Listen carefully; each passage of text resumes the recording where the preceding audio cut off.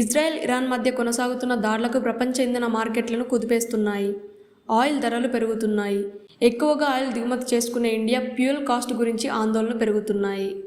Oil ఉత్పత్తి కీలకమైన మధ్యప్రాచ్యంలో ఉద్రిక్తతలు పెరుగుతున్న క్రమంలో ప్రపంచ బెంచ్మార్క్ అయిన బ్రెడ్ క్రూడ్ ఆయిల్ ధర 2025 జూన్ 14న $6 కంటే ఎక్కువగా పెరిగింది. బ్యారెల్ ధర 5 నెలల గరిష్ట స్థాయి $78లకు చేరుకుంది. ఈ ఎఫెక్ట్తో భారతదేశంలో పెట్రోల్, డీజిల్ ధరలు పెరిగే అవకాశం ఉంది.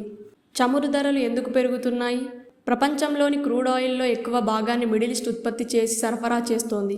అక్కడ ఏ చిన్న ఘర్షణ జరిగినా అది ఆయిల్ ఉత్పత్తికి లేదా షిఫ్టింగ్కి అంతరాయం కలిగిస్తోంది.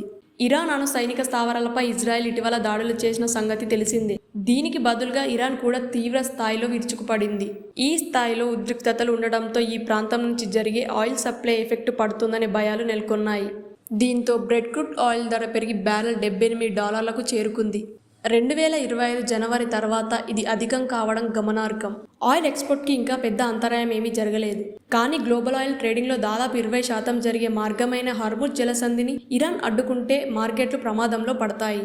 కొంతమంది విశ్లేషకుల అభిప్రాయం ప్రకారం జరిగితే క్రూడ్ ఆయిల్ ధర మరింత పెరగవచ్చు. బహుశా బ్యారెల్ $100 కంటే ఎక్కువగా చేరవచ్చు.